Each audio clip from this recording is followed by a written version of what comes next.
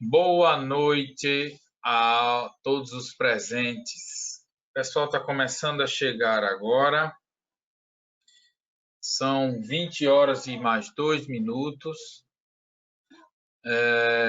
Eu agradeço, quero primeiro fazer as considerações iniciais, agradecer a presença de todos que se dispuseram a participar, que se inscreveram. E dizer a vocês que é um imenso prazer estar podendo participar de uma aula aqui com vocês, trazer um pouco de conhecimento nesse momento que a gente não está podendo se deslocar e assistir uma aula presencial. Então, a gente está levando esse conhecimento àqueles que se propuseram a assistir. Para mim é uma honra, um prazer ter todos aqui conosco. Normalmente eu espero 5 minutinhos, são 20 horas e 3 minutos. Assim que der 20 horas e 5 minutos, eu inicio a aula. Antes, eu quero dizer que fiquem até o final. Sempre no final a gente traz uma surpresa, a gente traz um conteúdo novo, diferente, a gente vai mandar para o e-mail agora alguma promoção, enfim.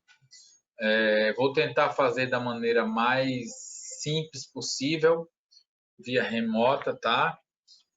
De tal modo que esse tema é um tema onde as pessoas vêm abordando muito no dia a dia. Todo mundo fala no termo liberação miofascial e, por vezes, muita gente não sabe nem o que está fazendo ou não sabe do que se trata de realmente o que é a liberação miofascial.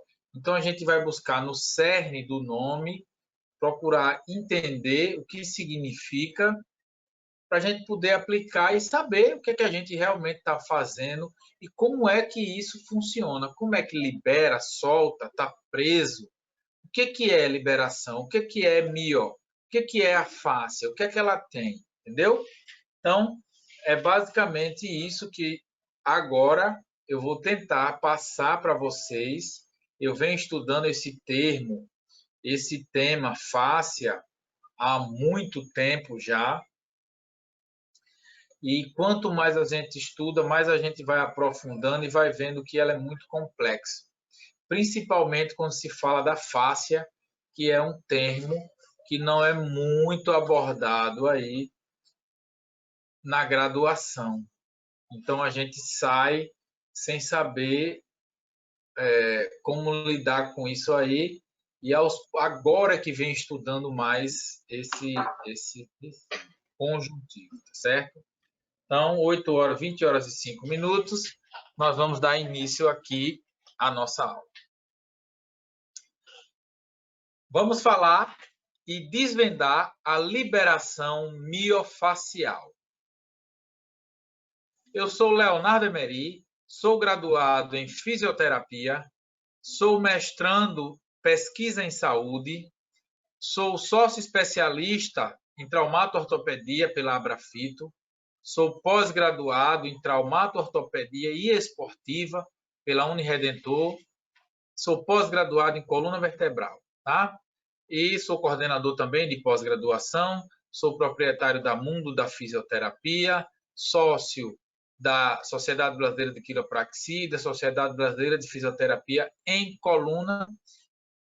Esse é o meu currículo simples. Olha, desde já eu estou mostrando o meu Instagram pessoal, que aí durante a aula, quem quiser postar alguma coisa, pode me marcar lá, leoemery_físio, que eu vou estar repostando.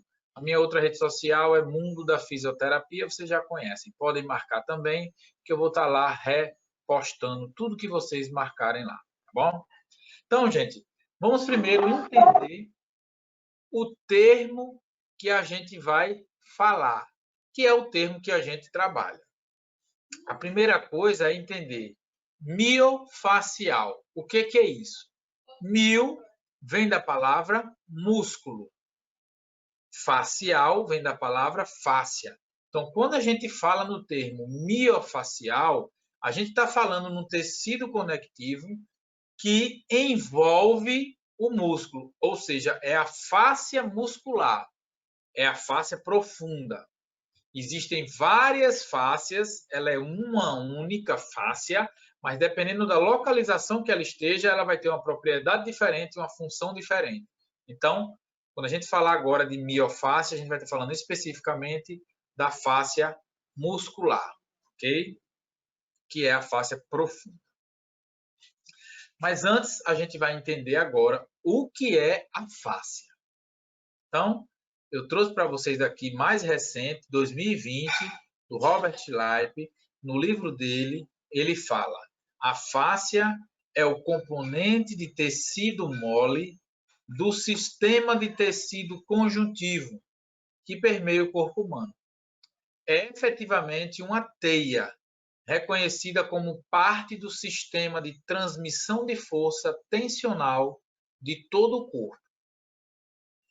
A fáscia tem um papel importante na dinâmica músculo-esquelética. Sua habilidade de se ajustar e se adaptar espontaneamente à tensão ou ao alongamento a estabelece como um contribuidor ativo para a estabilidade e mobilidade. Então, desde já, a gente vê que a fáscia tem um papel muito importante no movimento.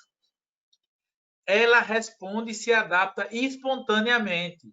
Ou seja, de acordo com o movimento que você vai ter adaptações a essa fáscia, tanto para a estabilidade quanto para a mobilidade. Então, percebam como ela é importante no movimento. O grande problema é que o nome fáscia, ele vem sendo usado de forma indiscriminada e com várias definições. Não existe uma definição única para o nome fáscia. Dependendo da literatura, dependendo do comitê, da organização, do livro, do atlas, ele define fáscia de uma maneira diferente. Ela não é unânime. Então, eu vou mostrar a vocês algumas pesquisas aqui que já se trabalhava em se descobrir desde 2012, olha que não é tão longe assim, a descrição morfológica e a classificação do sistema da fáscia. 2012, o que é a fáscia, a revisão de diferentes nomenclaturas, olha a preocupação. 2014, definição da fáscia, a perspectiva morfológica. 2015, já começaram a definir a fáscia e o sistema facial. Mais uma vez, definição do sistema facial em 2017. Uma update na nomenclatura do sistema facial em 2018. Em 2018 ainda, uma nova proposta de definição do sistema facial. Vejam o quanto é complexo falar da fáscia. Os estudos avançam para terem a noção de unificar uma nomenclatura, porque ela é muito complexa e subestudada, certo? A definição mais aceita e mais ampla que a gente pega é a de 2012, onde eles já mostram aqui nesse gráfico, vejam que interessante, todo o tecido facial. Então, se você vem nessa linha aqui de densidade, à medida que você vai superficializando o tecido, fáscia superficial, fáscia intramuscular, fáscia visceral, ela vai ficando, no tecido superficial, ela vai ficando mais mole e ela vai descendo. Quanto mais penetrante ela é, mais densa é a fáscia. Da mesma forma como você vai na linha regular, ela tem fáscia propriamente dita completamente irregular, são fibras irregulares. A aponeurose com fibras entrelaçadas um pouco mais regulares. Os ligamentos com ondulações e os tendões com linhas completamente irregular. Então, a fáscia, ela, apesar de ser um tecido único, tanto ela pode ser irregular quanto regular, densa quanto mole, ou mais solta. O que é que isso quer dizer? Que dependendo da localização anatômica que esse tecido conjuntivo esteja, ele vai ter uma propriedade histológica e funcional diferente. Por exemplo, aqui nas aponeuroses, ela tem uma propriedade mais irregular, contudo, a função de manter estabilidade. ela precisa ter essa trama entrelaçada para estabilizar as estruturas. No tecido superficial, na pele, na epiderme, na derme, ela precisa ser mais solta, e por isso que ela tem mais colágeno, porque ela precisa ir em várias direções. À medida que ela recobre o músculo, ela continua ainda um pouco mais com o tecido colagenoso, mas só com uma menor índice de densidade. E a proporção que ela vai ficando mais profunda, ela vai ficando mais densa. Então, essa definição é para a gente entender mais ou menos as propriedades e as funções da fáscia. Existe uma sociedade de pesquisa da fáscia que, devido a não ter um consenso nessa nomenclatura, essa sociedade pesquisa, faz uma revisão das diferentes nomenclaturas e propõe tanto ao Comitê Internacional Federativo de Terminologias Anatômicas quanto ao Gray's Anatomics para existirem e facilitar um consenso. Então, em 2012, essa sociedade falou, não, vamos fazer com a sociedade, montar um congresso e sugerir uma nomenclatura única para que os atlas de anatomia, para que os livros de histologia, os livros de anatomia unifiquem a terminologia. Então, o FICAT, ele define fáscia como bainha, folha. O Gray's Anatomy define como massa de tecido conjuntivo. Não existe ainda um consenso. Isso em 2012 foi formado esse comitê. Ainda mais adiante, em 2015, o mesmo comitê procurou distinguir o termo fáscia do termo sistema facial. Percebam que eu mostrei a vocês alguns estudos onde tinha fáscia e sistema facial. Eu vou explicar agora a vocês por quê. Quando, mediante as pesquisas, eles começaram a perceber que o tecido histológico, a qual eu mostrei a vocês ali, que ele é irregular, ora é denso, ora é frouxo, ora ele tem propriedades, mas ele também tem uma função mais autônoma do que uma função passiva. Ou seja, ele tem uma função de vida. Essa função de vida, de nutrição, de transmissão de força, de junção de movimentos, isso dota um sistema mais complexo que, quando você fala no termo fáscia, você fica com a definição puramente anatômica.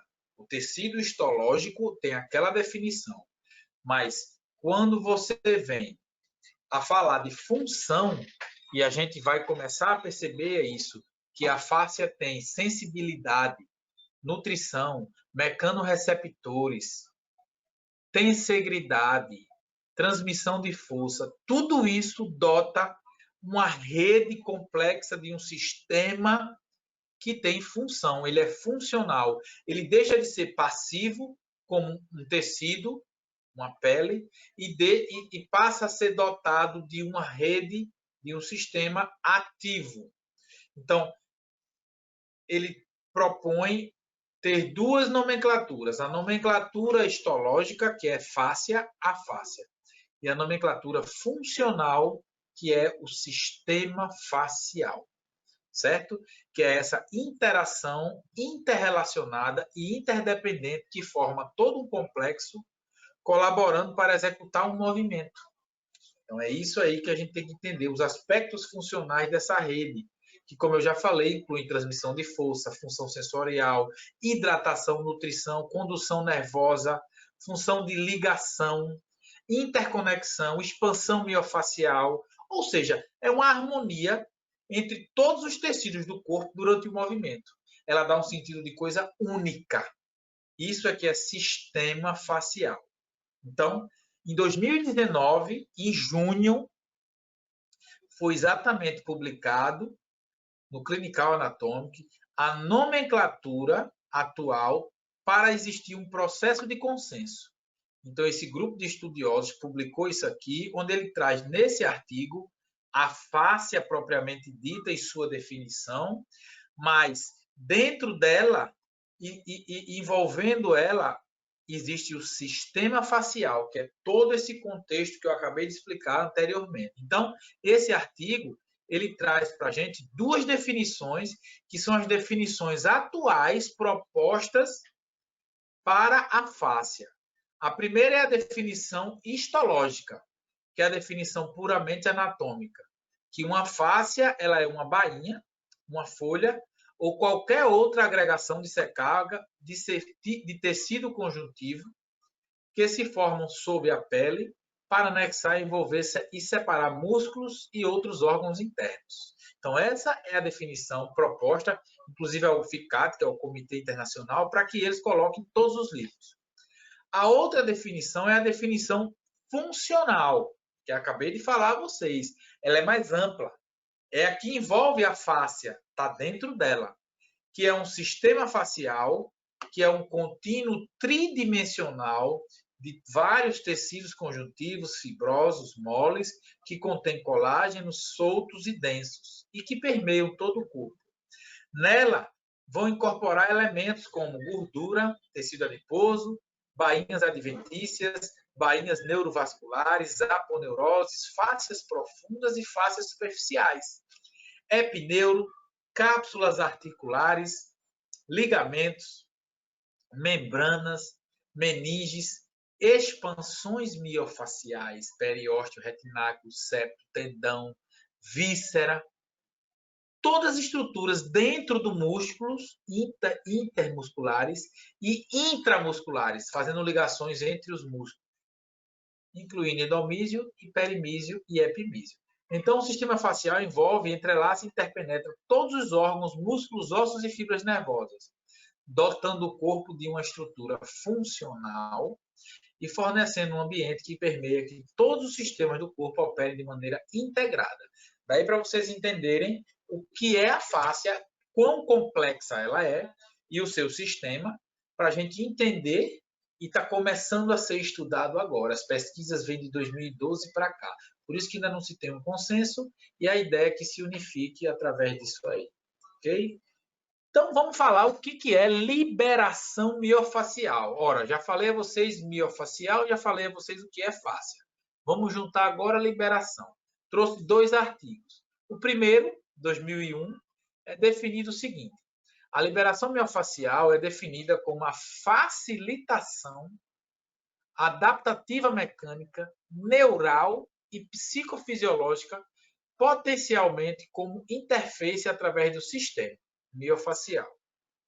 Ela representa uma técnica amplamente utilizada, específica para os tecidos faciais, para reduzir a aderência, restaurar e otimizar a mobilidade do deslizamento da fáscia, tanto na fase aguda quanto em condições crônicas.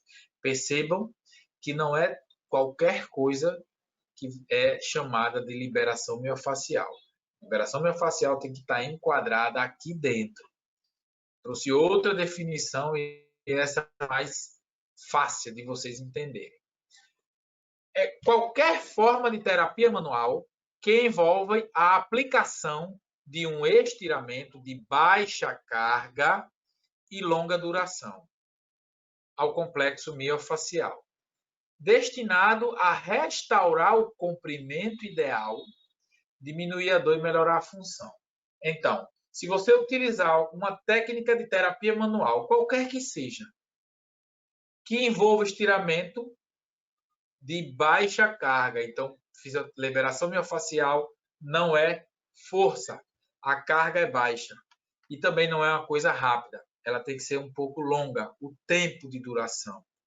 Tem que estar sendo destinado ao complexo miofacial, ou seja, a fáscia epimisal, a fáscia profunda, e o objetivo da sua terapêutica tem que ser restaurar o comprimento ideal, diminuir a dor e melhorar a função.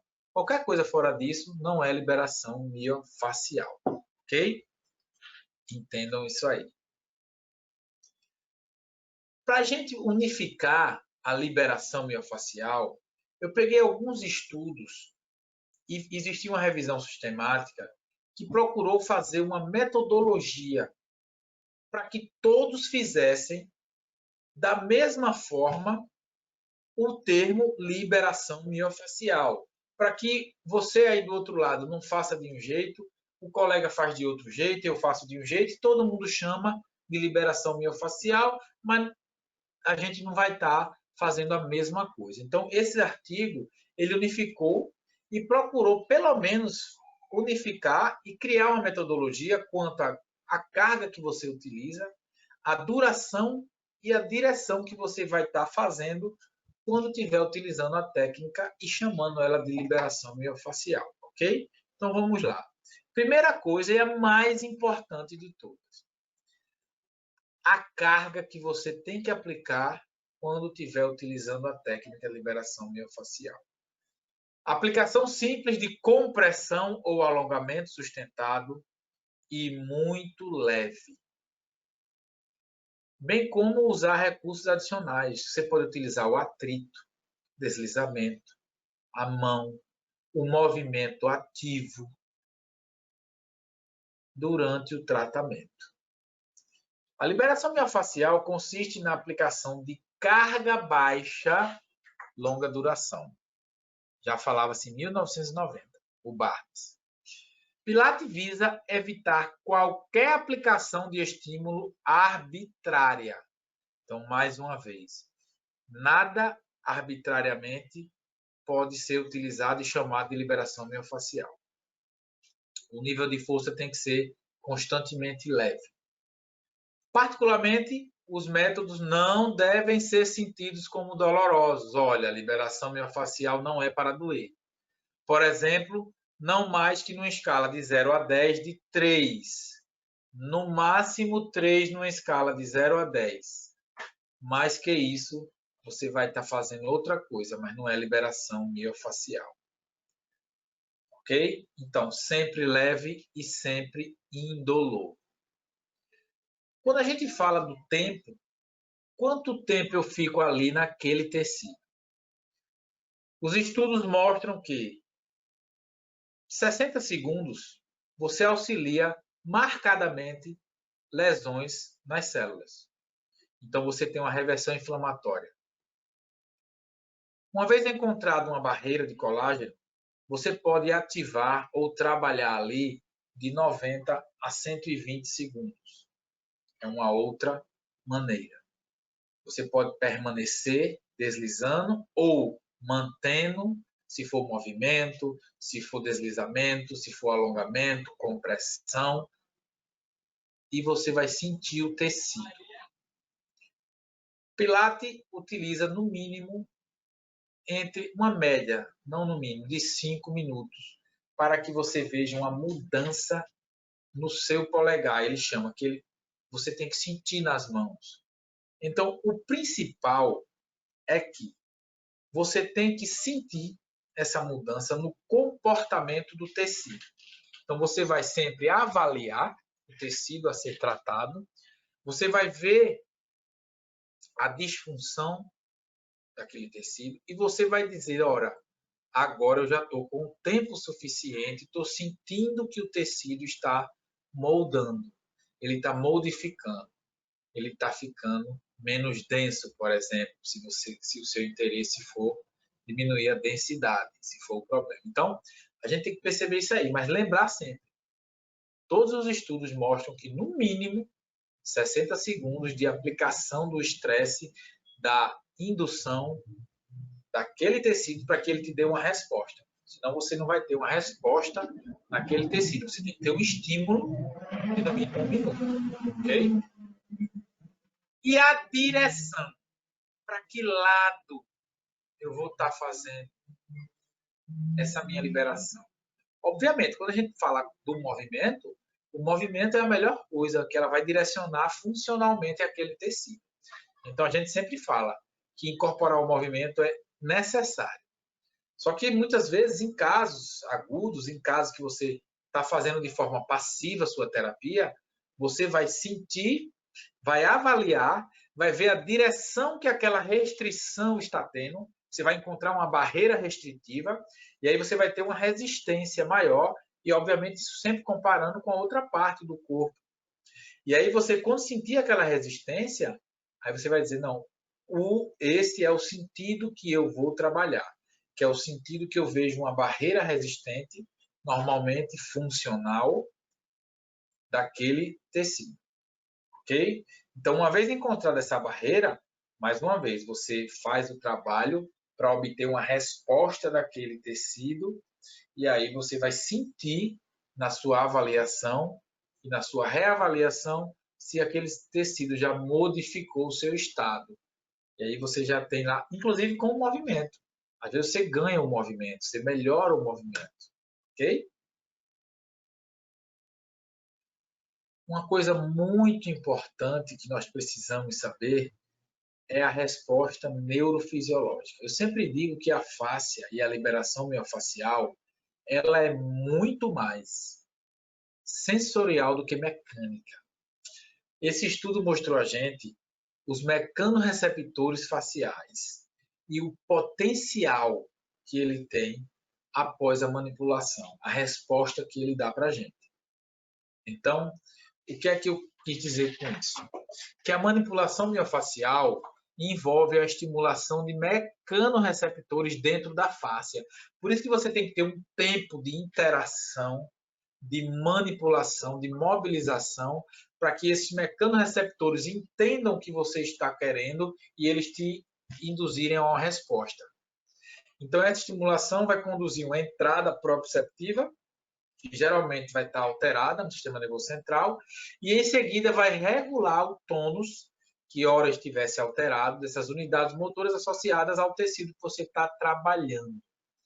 Então, a gente estimula mecanorreceptores, isso ascende para o sistema nervoso central, esse tônus ele é remodulado e você vai palpar e vai sentir essa resposta de acordo com a manipulação que você fez. Entenderam? Então, para vocês terem uma noção aqui, existe esse estudo científico, ele traz um quadro para a gente dos mecanorreceptores. Se vocês quiserem depois, lá no meu Telegram, eu tenho esse estudo. Quem não tem, me pede e eu envio. Vocês vão receber um e-mail no final aqui da aula e eu envio para vocês, tá? Os mecanorreceptores, esse quadro, ele mostra aqui para a gente, por exemplo, mecanorreceptor de Golgi. São aqueles mecanorreceptores que estão no tecido conjuntivo, na junção miotendínea, e que eles respondem a manipulações mais vigorosas. E aí, qual que é a resposta que o mecanorreceptor de Golgi vai dar a você? Ele vai diminuir o tônus daquelas fibras motoras relacionadas que você está trabalhando. Mas nem sempre eu quero diminuir o tônus. Tudo vai depender da minha terapêutica. Tudo vai depender do meu objetivo. Por exemplo, já saiu estudos em pacientes que sofreram AVE, onde você tem o gastrocnêmio com uma hiperativação e o tibial anterior hipoativado. Então, no mesmo paciente, você tem que diminuir o tônus de um lado e aumentar o tônus de outro lado.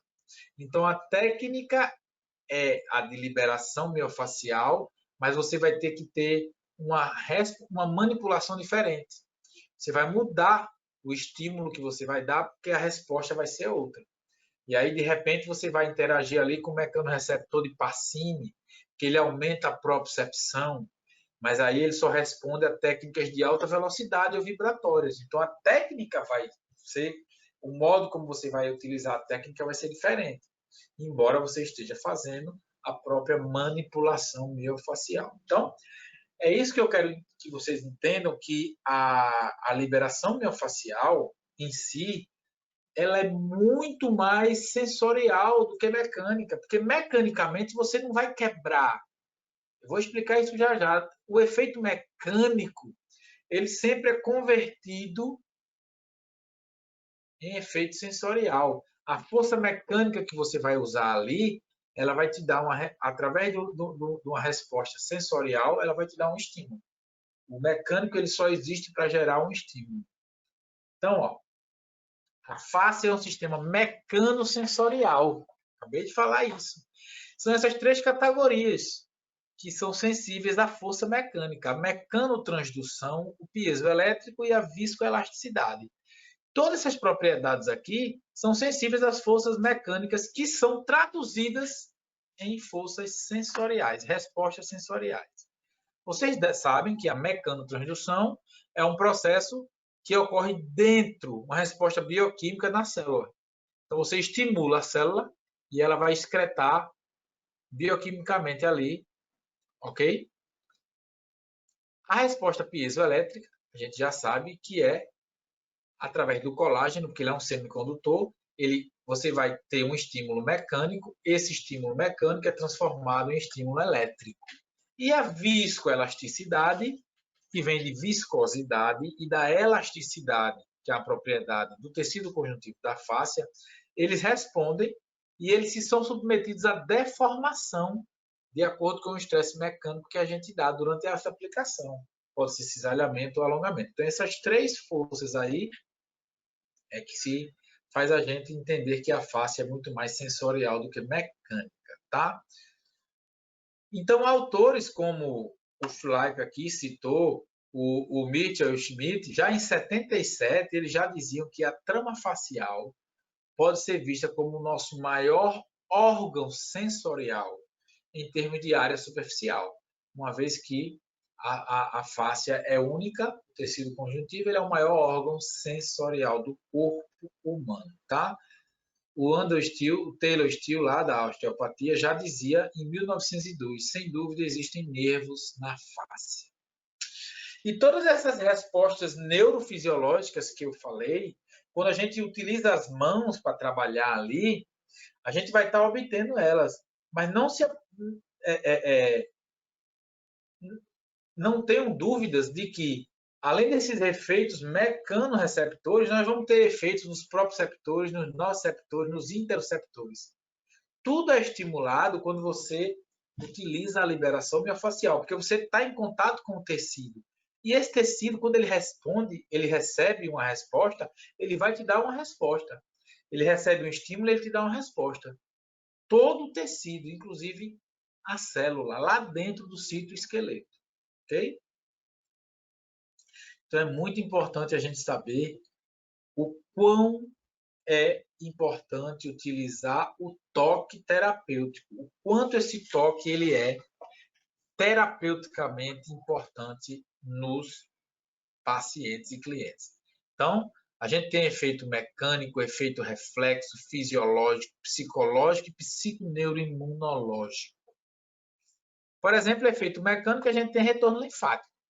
É linfa, líquido, você estimula, ele vai naquela direção que você estimulou. Isso é um efeito mecânico. Efeito reflexo, você tem a capacidade de diminuir o tônus ou aumentar o tônus. Depende do estímulo que você dá. Se você fizer uma manipulação mais lenta, suave, você vai ter sedação.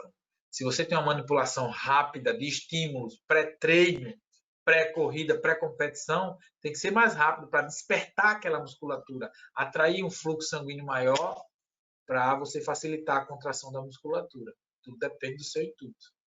Efeito fisiológico, como eu já falei, você modela o tecido conjuntivo de acordo com o estresse que a gente dá, ou seja, reduz o espasmo, isso é um efeito fisiológico. Efeito psicológico, pessoas que utilizam se fazem da terapia manual, elas melhoram a interação social. E psiconeuroimunológico, você, por exemplo, aumenta funções de células imunes, por exemplo, células humorais, cortisol, célula T, tudo depois de uma massoterapia, depois de uma liberação miofascial. Então, a gente tem efeitos muito grandes só com as mãos. E tem que saber trabalhar isso aí para você, dependendo da resposta que você queira, o estímulo ele muda completamente. Então, esse estudo trouxe aqui para a gente, ó, neurofisiologia da terapia manual. Se você faz manobras miofaciais, você tem efeitos no sistema nervoso autônomo, você tem efeitos de inibição muscular e você tem efeitos de hipoageusia também. Então, tanto na técnica de manipulação como de mobilização articular, todas têm esses efeitos aqui. Ok? E aí, como é que a terapia manual age na dor, tanto nociceptiva quanto a dor nociplástica? Terapia manual auxilia na restauração do movimento. Por quê? Porque a gente melhora o tecido conjuntivo. E como eu já falei, se ele tiver com restrição, você auxilia isso aí. Age na dor porque você aumenta a inibição periférica. Você auxilia na cicatrização de tecido lesionado, inflamado, reduz a ativação mecânica, por exemplo, de um nociceptor. Ativam mecanismos inibitórios centrais e reduzem a excitabilidade central para produzir analgesia em dor. Então, a gente pode ativar sistemas analgésicos periféricos, por exemplo, os canabinoides. Aumentar a expressão e liberação de mediadores que reduzem a inflamação. Tudo é feito da terapia manual. É muito importante o toque. E vocês imaginem, se a mão da gente tem um efeito, vocês acham que isso aqui também não vai ter um efeito? Esses instrumentos que são utilizados de vibração, com certeza eles causam algum tipo de efeito. Ainda estão tendo estudos para esses, principalmente vibratórios, que é o instrumento de percussão, saber quais os efeitos mais aprofundados em termos de recuperação de lesão. Sabe que você tem uma sensação de prazer, de hipoagesia, diminuição da dor. Uma sensação muito prazerosa. Eu utilizo na minha prática clínica, ao final da minha conduta, sim, esses instrumentos. E você imagina, se fosse ruim, o animal não ia nem lá, porque o negócio é bom, senão ele não iria. Olha lá. Então, a sensação, ela é prazerosa. Agora me respondam, olhem esse vídeo com atenção e me digam se existe algum efeito nociceptivo, nociplástico, ao se manipular o tecido com uma ferramenta. No caso aí, é engraçado, chega a ser cômico, porque é uma ferramenta bruta. Mas, ao que tudo indica, era a única ferramenta que ele tinha na mão e que o colega estava praticamente com a dor nas costas. E, com certeza, ele trouxe algum tipo de alívio, porque quem sente dor não fica parado assim, aceitando, né? Mas, para vocês entenderem que eu trago isso até hilariamente, para vocês entenderem que o que causa a dor não é o instrumento, é o terapeuta. Tem mãos que são muito mais agressivas, por exemplo, do que esse machado aí desse cara, que nem marca deixou. E eu já recebi pacientes com as mãos, pessoas deixaram marcas. Então, às vezes a gente vê pessoas dizendo que o instrumento vai causar ferimentos ou deixar dor. De jeito nenhum. O instrumento, primeiro, que não trabalha sozinho, ele não tem vida própria. Ele vai responder exatamente à força que você dá. Tá? E já existem estudos comparando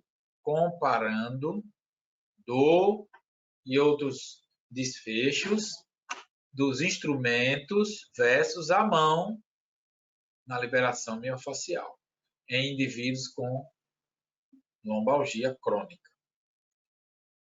Resultado, não houve diferença entre instrumento e mãos para a EVA, para a dor. Ou seja, não é melhor nem pior, é igual. Depois eu digo a vantagem. Porém, a liberação miofascial assistida por instrumentos foi melhor lá em outro índice, que é o índice de incapacidade. Então, a meta-análise concluiu que tanto o instrumento quanto as mãos melhoraram a dor, embora o instrumento ainda foi melhor do que a incapacidade, os índices de incapacidade. Mas eu digo outras vantagens de você usar o instrumento, eu vou chegar lá já já. Por exemplo, o instrumento, esse estudo mostrou que ele é 36 vezes mais específico. Ou seja, se você tem uma lesão e você vai trabalhar com a mão, você conseguiu aqui abranger uma área de 108 centímetros quadrados com as mãos. Trabalhei áreas onde eu não precisava. Dei estímulos onde eu não precisava. Diminuí ou aumentei o tônus de onde eu não precisava. Efeitos piezoelétricos, mecanotransdução onde eu não precisava. Quando eu coloquei o instrumento, eu não, o autor aqui colocou o instrumento, ele conseguiu aqui 3 centímetros quadrados de abrangência. Ou seja, 36 vezes ele foi mais específico do que com as mãos. Outro estudo, e aí uma das grandes vantagens de se utilizar os instrumentos associados à mão. Pessoas, fisioterapeutas e terapeutas da mão, com 6 anos de prática, olhem o polegar direito e olhem o polegar esquerdo. Esse é destro. Então, olha como a articulação dele está muito mais desgastada e inchada. Esse aqui, ó, 10 anos, é a mesma pessoa, tá? 10 anos de prática. Mais uma vez, right thumb, que é o polegar direito. Olha a diferença de um polegar com as articulações desgastadas e um polegar normal. Então, a vantagem mecânica que você tem e reduz o desgaste para o fisioterapeuta ou o terapeuta que utiliza. Então, 91% das pessoas tiveram que modificar suas técnicas de tratamento devido à dor no polegar. Já vi vários colegas querendo utilizar outras técnicas porque não conseguem mais utilizar por conta das mãos. E aí a vantagem de você saber utilizar as mãos e fazer do instrumento uma extensão da sua mão. Olha como é suave, como é leve, como é lento o trabalho com o instrumento.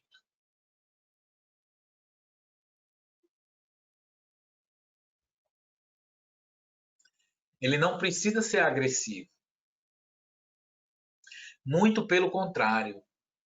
A força de atrito entre a pele e a pele é muito maior do que a força de atrito entre o aço e a pele.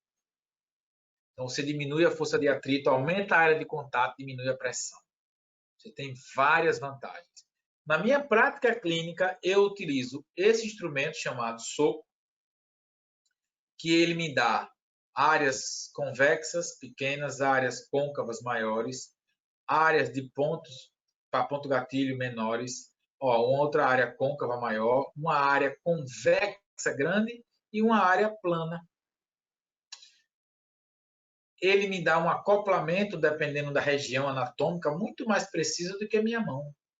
Olha como ele acopla aqui, nessa região, melhor do que minha mão. Olha como ele acopla aqui, já com a outra área dele. Então, você tem uma variedade. E o outro instrumento que eu utilizo é o guidão. O guidão, mais uma vez, tem uma área grande, côncava, e outra área grande, convexa. Essas duas áreas dão a gente um aumento na área de contato. Olha só, eu nunca na minha mão vou ter essa quantidade de área de contato. Isso diminui muito a pressão que eu aplico no meu paciente com a mesma força, porque a pressão, a fórmula dela é força sobre área de contato. Eu posso utilizar a mesma força. Se eu aumentar a área de contato, eu diminuo a pressão. É simples, é física. Então, é muito mais prazeroso para quem está recebendo e muito mais seguro para quem está aplicando. O nome dessa técnica que se utiliza instrumento é IASTM em inglês, que é Instrument Assisted Soft Tissue Mobilization, que significa mobilização do tecido mole assistida por instrumento. Eu vou explicar rapidamente para que ninguém confunda isso com outras técnicas que agridem o tecido. Ela foi inspirada nas técnicas do Gua Sha e do Cyriax. O pioneiro dela chama-se Graston, americano, a técnica é chamada Graston Technique. Okay? O objetivo dela é criar as alterações no tecido mole sem produzir os efeitos, por exemplo, petequias, como o Gua Sha. Ela é inspirada no Gua Sha, mas ela não quer produzir o efeito do Gua Sha. Isso aqui é Gua Sha. Gua Sha é você pegar um raspador de osso e fazer várias vezes estímulos até que você mude a coloração da pele, criando petequias. Eu não quero esse efeito e nem trabalho assim com a liberação miofascial instrumental. Eu fiz esse vídeo propositadamente para mostrar o que é o gua sha, que ele vem da medicina tradicional chinesa, e o gua sha, ele preconiza exatamente isso aqui, petequias e deixar marcas. Embora com 72 horas as marcas desapareçam, mas isso vem da medicina tradicional chinesa e eles têm como princípio lá a energia. Quanto mais marca eu tiro do corpo, mais energia perversa eu estou tirando daquele corpo. É cultura, é medicina tradicional chinesa. Não é o que a gente utiliza aqui. Não estou criticando, eu estou apenas dizendo que não é isso que a gente faz com os instrumentos, porque tudo é instrumento de raspar. Então, muitas vezes se ligam o gua sha com esses instrumentos e a gente não quer isso. A maneira que eu trabalho, eu vou mostrar agora um vídeo a vocês, para vocês entenderem como é que eu faço. Então, vamos começar agora pelo quadrado lombar. Como vocês podem ver, e eu havia dito anteriormente, suas fibras estão da última costela para a crista ilíaca e outras fibras saem diretamente das vértebras lombares para a crista ilíaca. É um músculo onde a gente tem duas abordagens para fazer. Então, vou passar aqui um pouco do creme. Você vê que eu vou ter que tirar essa tinta aqui, que é exatamente o músculo que eu vou trabalhar. Então, a gente vai trabalhar agora com a soqueira, colocando a parte convexa maior, região boleada, em contato com a pele. Então, olha só como é que a gente pode fazer. Estabiliza com essa mão a costela e com essa outra mão a gente vai fazer o deslizamento. E aí a gente está trabalhando transversalmente essas fibras do quadrado lombar.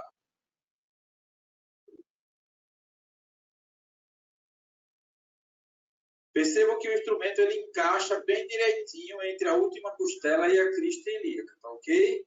Então, estabiliza e faz o deslizamento. Ele é um pouco mais profundo porque é uma musculatura profunda. Então, a gente precisa aprofundar mais um pouco para deslizar, ok? Também utilizar estabilizando a crista e deslizando com a outra mão.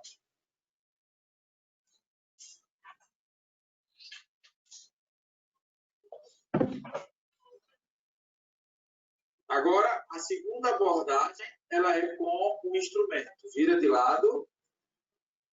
Agora nós estamos numa segunda abordagem do quadrado lombar com o paciente em decúbito lateral.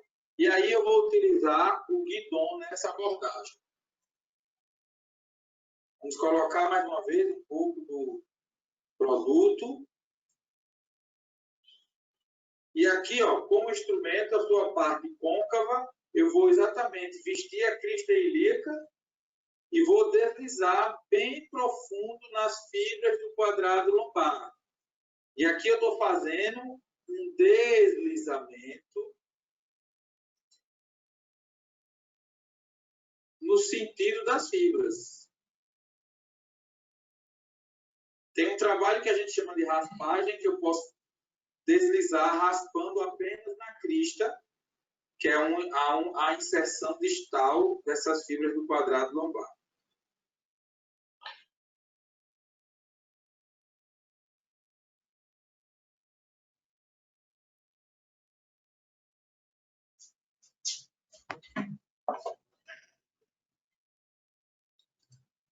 Ok. Então, como vocês podem ver aí, Então, eu trabalho desta forma, tá? Forma suave, lenta, leve, porque eu quero ter uma resposta do tecido. E aí, sabendo já de toda essa teoria que eu mostrei para vocês, falei das propriedades da fáscia, o que vem a ser a disfunção facial? A disfunção do sistema facial, ela é definida como uma alteração da variedade de movimentos altamente organizados e como uma transferência incorreta de informação. Já falei a vocês, a face, através do seu sistema, ela transmite força. Vocês já pararam para perceber, quando a gente faz uma força muito grande, a gente faz até uma careta, a gente muda a expressão facial. Muitas vezes você está fazendo força no pé ou no braço. Por que você utiliza a mímica facial, a musculatura do rosto? Porque você está conduzindo energia, você está juntando aquela energia facial do seu rosto para conduzir ela através da fáscia e das interconexões até o destino final e você, por exemplo, levantar aquele peso ou dar um golpe de karatê, de um saque de raquete no tênis. O golpe de karatê, ele grita e faz careta. Por quê? Porque ele precisa de toda a força necessária conduzida através da rede facial até o destino final dele. E isso, muitas vezes, está fazendo transferência incorreta. Então, essa disfunção resulta em perda de deslizamento entre as fibras endofaciais, entre os planos interfaciais. Por consequente, a transmissão de força vai alterar ou vai ficar restrita e vai reduzir a tensão anômala e, por fim, em distúrbios de movimento. Ok? Então, tudo isso é ocasionado. O que é que pode causar uma disfunção facial? Olha, Esteco e colaboradores já diziam que a densificação é um dos maiores problemas que a gente pega. Ela pode ocorrer quando você tem a distorção das relações. A densificação ela vai reduzir o deslizamento entre as camadas da fáscia e entre a camada entre a fáscia e o músculo. O que é que causa uma densificação, por exemplo? Estresse mecânico, temperatura baixa, diminuição do pH, atividade extenuante, aumento de metabólitos, pessoas que têm dificuldade de fazer excreção de metabólitos, pessoas que fazem uma maratona, ou eles terminam a maratona, eles chegam travados. Quem já trabalhou em maratona, quem já atendeu atleta, o atleta após um triatlo, ele passa 3 dias travado. Passa 3 dias para metabolizar, excretar aquele metabólito e voltar ao normal. Isso chama-se densificação. Você pode acelerar esse processo, esse acúmulo de ácido lático que tem no corpo dele, a diminuição do pH, a acidificação, deixa as articulações rígidas e a musculatura e o movimento travado, por isso chama-se densificação. Ok? Thomas Myers fala em padrão de restrição de tecido mole. Quando a face é estressada mecanicamente, você também pode ter a fibrose, e aí você vai ter fibrose através de pós-operatórios, através de cicatrizes, que é um estresse maior. Estresse mecânico causa fibrose. É uma outra linha de raciocínio de tratamento diferente da densificação. A fibrose é no tecido conjuntivo denso, nas fibras de tecido conjuntivo denso. A densificação é na fibra de tecido conjuntivo frouxo, que está na face, certo? E o estresse emocional. Pois é, meus amigos, o estresse emocional, Robert Lepp já dizia e fez estudo in vitro que neurotransmissores que liberamos através dos hormônios, quando a gente se estressa, fazemos essa excreção desses hormônios, eles contraem a fáscia, principalmente a fáscia tóraco-lombar.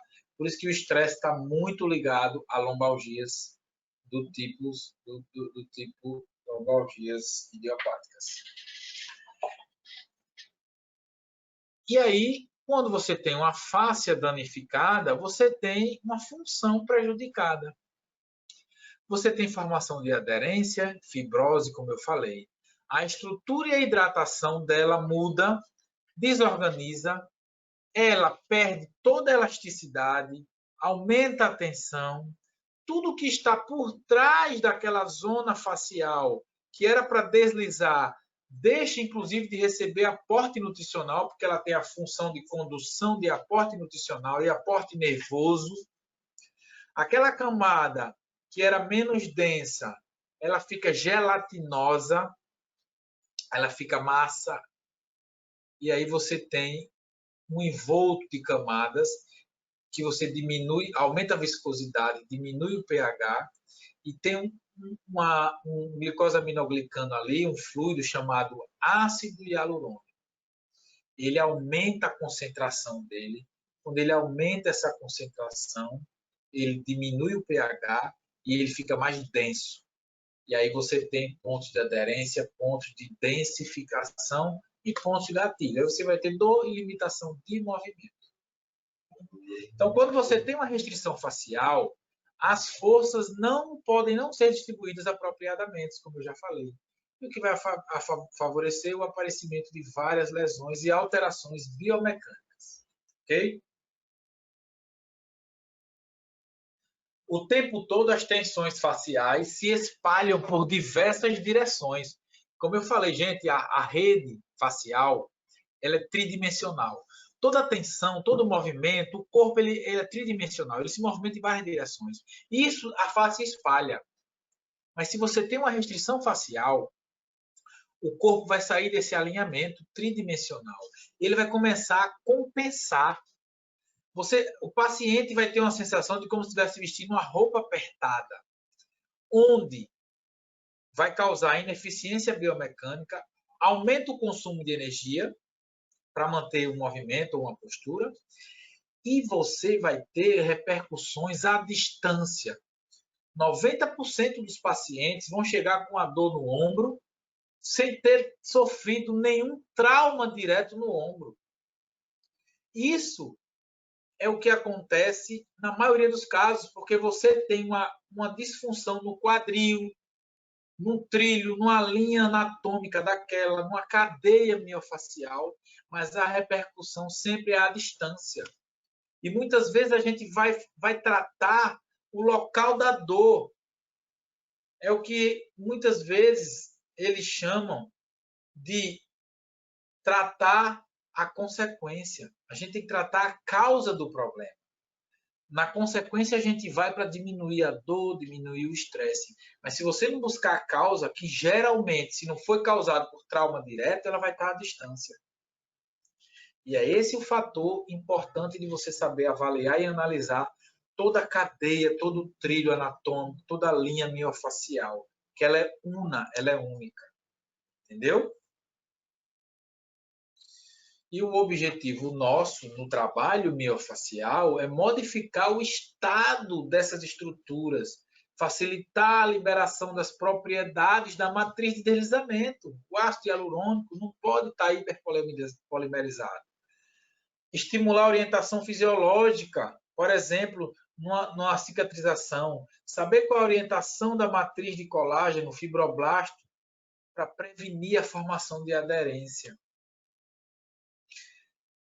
A gente vai usar a terapia manual para reduzir a rigidez, a densidade, a viscosidade, melhorar o pH, trabalhar dentro do processo inflamatório, ajudando ele.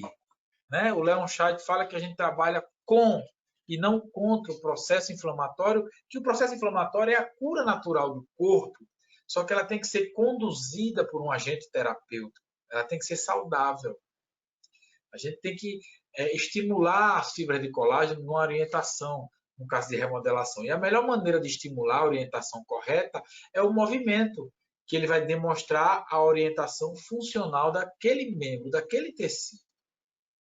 Então, durante a aplicação, o terapeuta vai comprimir, vai alugar uma área específica para transmitir o estímulo mecânico de baixa intensidade. Esse estímulo vai induzir a mudanças que vão influenciar o sistema a nível molecular, de fora para dentro. O resultado é a reação recíproca por parte do corpo, que vai envolver mudanças bioquímicas, mecanotransdução, eu falei, resposta de sinalização, sensibilização, mecanorreceptores, metabólicas e, por fim, fisiológicas. Nutrição, aporte sanguíneo, melhora da condução nervosa, Esse processo vai remodelar a qualidade da matriz extracelular, vai facilitar e vai otimizar a transferência de informação.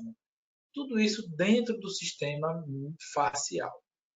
Então, o objetivo nosso é mobilizar as restrições, modificar o estado estacionário das estruturas de colágeno, estimular a orientação fisiológica, melhorar os planos superficiais, condução de força, de energia, melhorar a circulação mais eficiente, inclusive de anticorpos para toda a matriz, melhorar o suprimento sanguíneo, melhorar o sistema nervoso, a condução nervosa, aumentar o fluxo de metabólitos.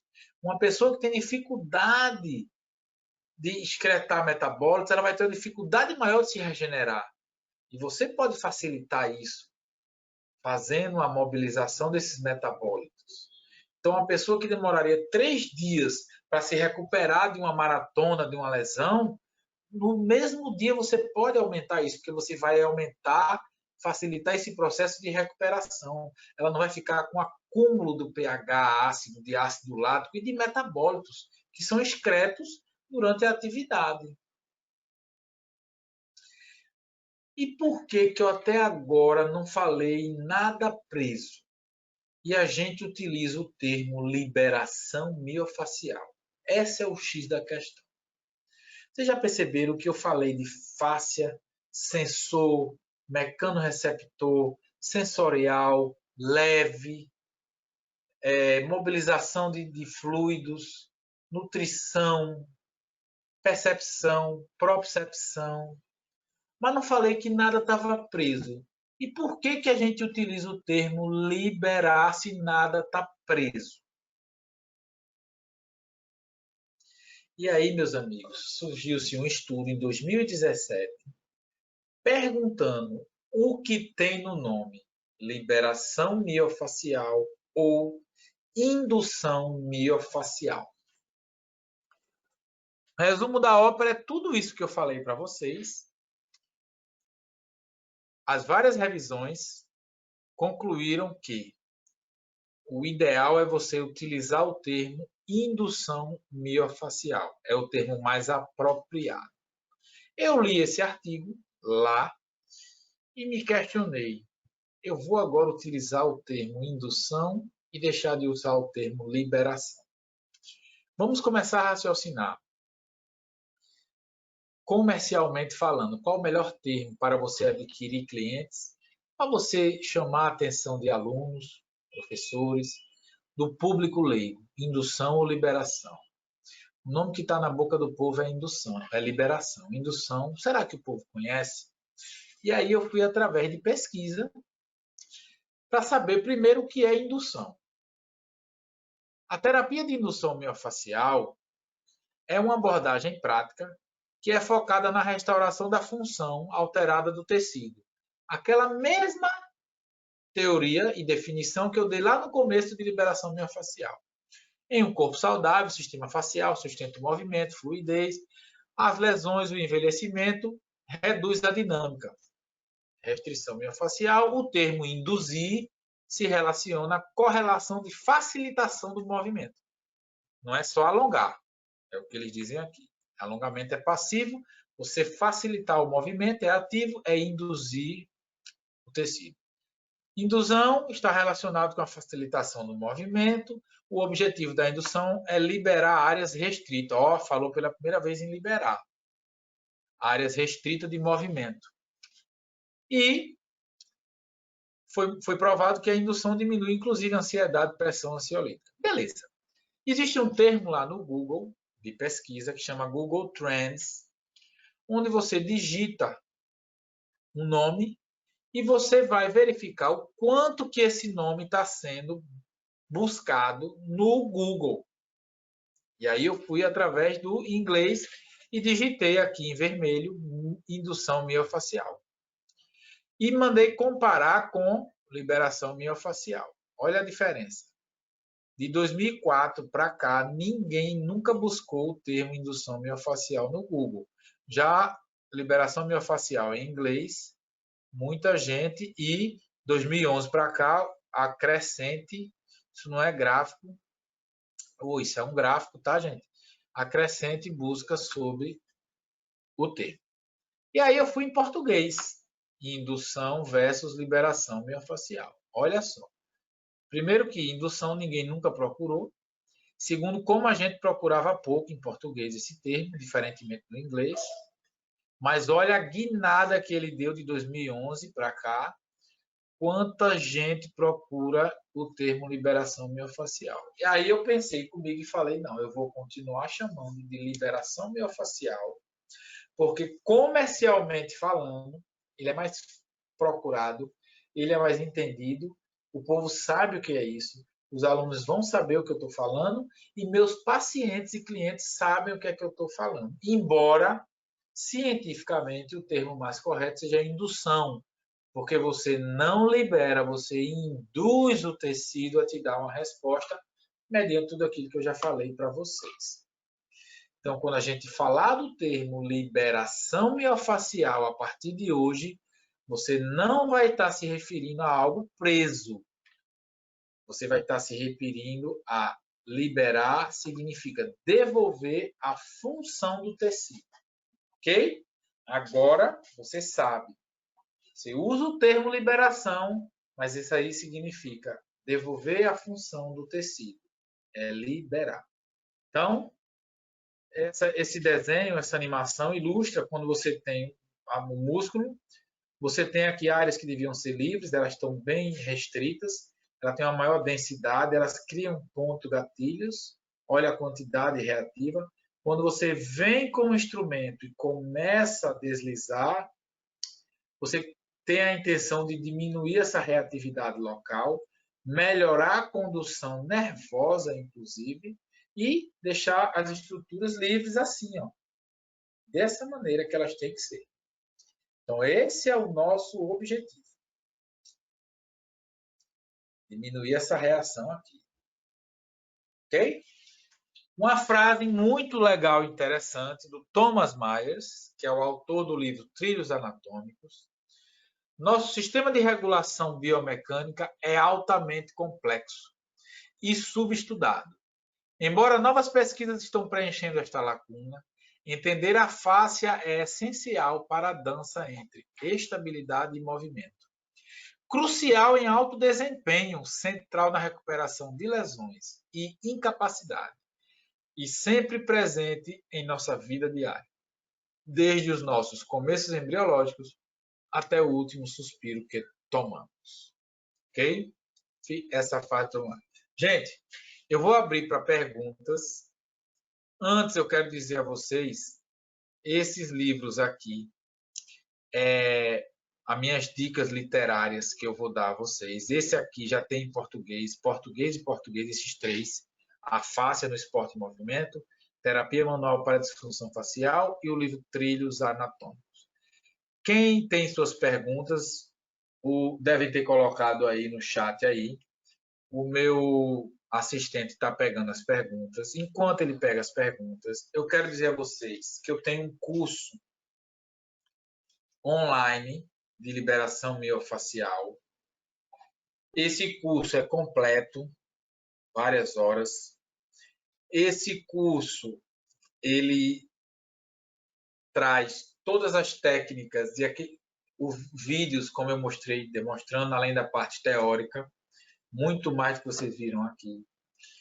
E ele tem uma vantagem, ele é vitalício.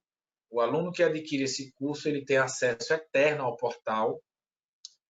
Além disso, ele tem um diferencial. Para quem assistiu essa aula só hoje, ele está pela metade do preço.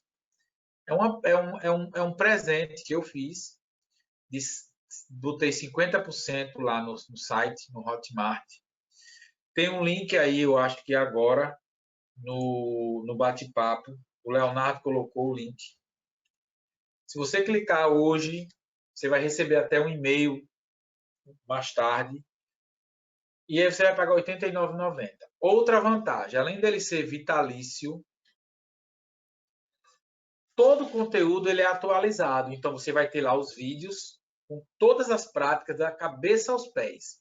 Pescoço, cefaleia, escápula, ombro, bíceps, lombalgia, faceite plantar, tudo. liberação miofascial, instrumental. E eu vou estar sempre alimentando, vou colocando outras novidades. Dry needle, ventosa, mão, e tudo isso vai ficando de acesso para vocês, porque você já adquiriu, o curso é seu, mas a atualização ela vai sendo gratuita, porque ela é vitalícia exclusivamente para vocês que estão comprando ele hoje. Foi uma promoção que eu fiz para presentear quem ficou até o momento, ok? Vamos começar as perguntas. Pronto, Elaine, eu vi aqui, vão mandar para o seu e-mail, com certeza, Elaine. Mas você clica aí, Elaine, nesse link e salva ele também, tá certo? Você pode salvar ele aí, vai ficar legal. Eu vou responder as perguntas, tá? Eu vou só parar de compartilhar aqui. Vou trazer para cá. E se tiver perguntas, eu vou responder. Gilberlene, eu quero. Copia e cola aí esse link, gente. Copia e cola esse link aí para vocês, tá certo? Léo, bota o link de novo aí. Você clica lá. Vamos lá. Helena Silva, a fáscia que... Professor, a fáscia que usamos na liberação, a epimisal. Então, Helena, a fáscia epimisal é a fáscia que recobre o músculo, ou chamada também de fáscia profunda. É epimísio porque é aquela camada que recobre o músculo. Quando você entra em contato com uma pessoa que está com restrição de nível muscular, você vai sim trabalhar com a fáscia epimisal. Aí você precisa ver o local que você está do corpo. Você tem locais mais profundos e locais mais superficiais, para você tentar trabalhar exatamente na face. Quando a gente fala de liberação miofacial, tem que ser fáscia profunda, que é a fáscia relacionada ao músculo. Obviamente existe fáscia visceral e por aí vai, mas a gente especificamente trabalha com a fáscia miofacial.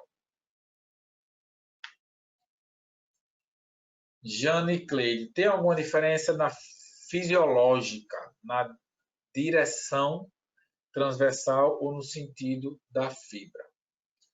Jane Cleide, normalmente a transversal ela surgiu mais do Cyriax. O Cyriax faz a massagem transversa quando ele quer quebrar a aderência e ele quer reinflamar aquele tecido. Quando ele vê que é um tecido muito aderido, fibrótico, por exemplo, que você deseja fazer um novo processo de cicatrização, só que de forma agora induzida terapeuticamente por você. Por exemplo, a pessoa cicatrizou com imobilização, fez fibrose. Aí você precisa quebrar para você recicatrizar, só que sem fibrose, com o alinhamento da fibra. Você vai direcionar aquela fibra e a melhor coisa é o movimento, né? E aí você pode. Normalmente, quando a gente quer trabalhar um tecido muscular para diminuir o tônus, eu vou no sentido da fibra muscular. Ou, como eu falei antes, a revisão sistemática mostrou que você avalia o tecido, vê a direção que esse tecido funcionalmente tem e você vai ver se ele está restrito de movimento. Se a restrição de movimento for transversal à fibra muscular, você vai trabalhar transversal. Normalmente, o movimento é paralelo às fibras musculares. Rose, o soco onde posso encontrar? Rose, fala no meu WhatsApp que a gente envia para todo o Brasil, tá certo? Eu vou pedir para o Leonardo colocar o meu WhatsApp, que eu não estou conseguindo digitar aqui. Não sei por que, era para eu digitar, né? Ah, tá aqui.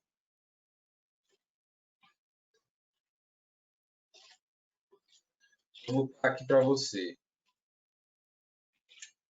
Você chama lá nesse número que eu envio para você, tá? Eu sou. A velocidade influencia na recuperação pós-treino, Atailton.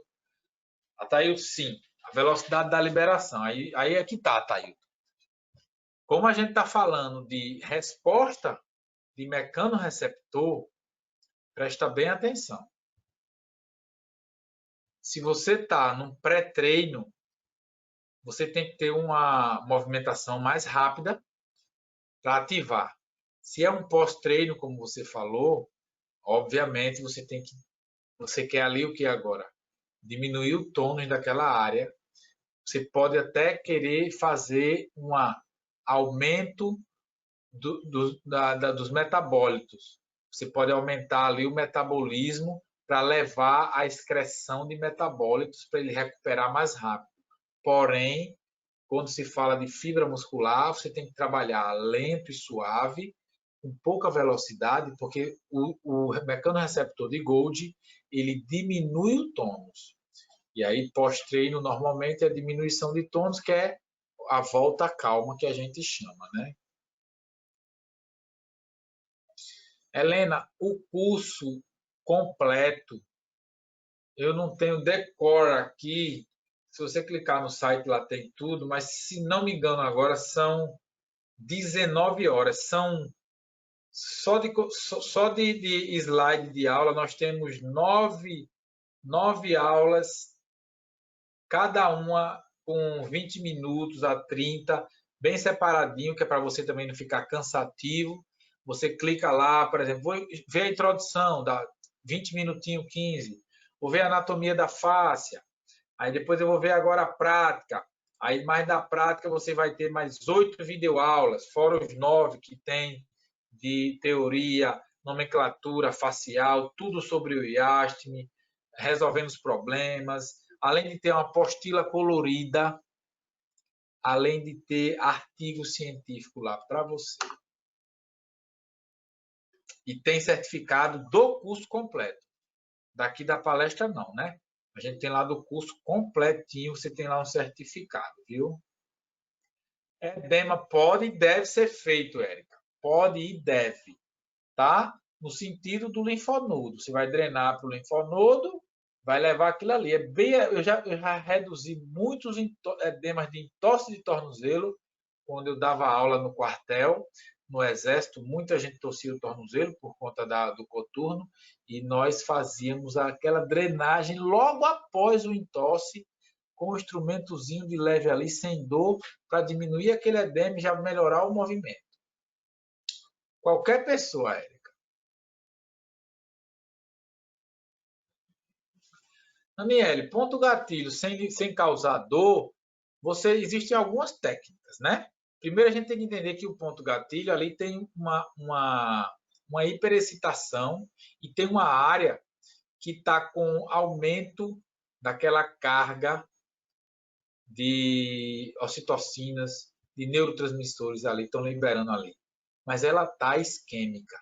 Você tem que fazer muitas vezes uma técnica de inibição muscular de Jones ou deslizando o instrumento naquele ponto, ou eu começo em volta do ponto gatilho, nas áreas mais distantes, porque eu vou trazendo um fluxo sanguíneo para ele, e muitas vezes quando eu vou chegando pertinho dele, ele já está dissolvendo, porque o próprio fluxo sanguíneo dissolve o ponto gatilho, que é uma área que está isquêmica.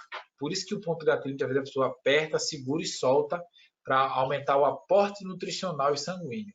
Então você vai fazendo de fora para dentro. E aí, quando você chega perto dele, ele já vai estar baixo. Idoso, Érica, também. Agora, entenda, a pele, o tecido superficial do idoso, a epiderme, ela não tem muito colágeno. Então, muitas vezes, tem que ser muito leve, muito sutil, para você não causar ali ranhuras nem petecas. É uma pele mais sensívelzinha. E a gente viu que no tecido normal, a própria face superficial já é menos densa ali, e quando tem menos colágeno, ela fica mais frouxa ainda, por ela é mais ela não é densa. E ela não tem colágeno, ele perde, né? Gilberlene, câncer é uma coisa que a gente não pode mexer.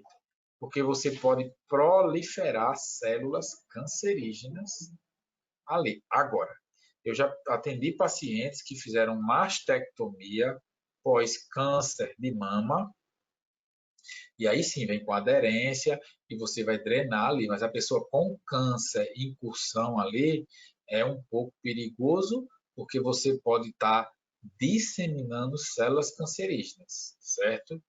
Eu não trabalho com pessoas com câncer, não.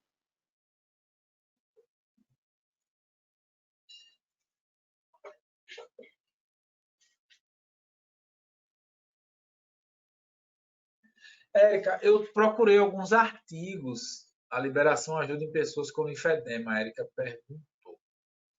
Restrição de movimento. Sim, restrição de movimento, sim. Ajuda, sim. Você vai ver a restrição do movimento, para que lado é, e você vai suavemente trabalhar aquela região que está com restrição de movimento. Ajuda bem, ajuda muito bem. Digam mais aí, gente. Estou muito feliz aí de ter vocês aqui. Olha só, obrigado por nada, Érica. Deixa eu ver se eu consigo aqui mostrar mais alguma coisa aqui a vocês. Ih, perdi aqui, peraí, deixa eu voltar.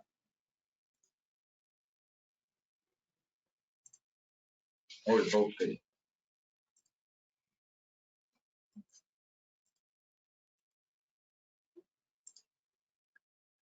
Pronto. Então, gente, ó, vai lá, clica agora. Vantagens, vocês vão ter muitas. Mais uma vez, eu quero pedir a vocês aqui meu muito obrigado. Quero que vocês sigam lá minhas duas redes sociais, a minha pessoal, me marca lá, Léo Emery, _Físio e Mundo da Fisioterapia. Foi um grande prazer, já são 9 horas e 24 minutos estar aqui com vocês. Cliquem no link, vocês vão receber o e-mail. Quem recebeu o link de acesso por e-mail vai receber. Quem recebeu de algum colega, de algum grupo de WhatsApp que não me deu o e-mail, eu não vou poder mandar o e-mail porque eu não tenho. Aí me pede lá no WhatsApp, que está aí o número, me dá o link, professor. Ou então todos vocês que tiverem interesse, pede o link pelo Zap, eu mando já o link para vocês e vocês têm acesso lá ao curso. Agora, atenção, esse preço só é hoje, porque amanhã o pessoal já muda o preço lá por conta que outras pessoas não podem ter acesso à mesma vantagem que vocês vão ter, tá certo? Eu mais uma vez quero agradecer imensamente a vocês, muito obrigado a todos que ficaram até o fim e continuem seguindo as redes sociais, qualquer dúvida manda lá no próprio WhatsApp ou no meu Instagram, vai ser uma honra ter vocês. Batam uma foto aí do que vocês quiserem e printem e postem, que eu vou repostar tudinho que vocês postarem aí agora, tá bom? Beijão a vocês e até a próxima aula. Venho fazer outras aulas aí com vocês, tá bom? Tchau, tchau.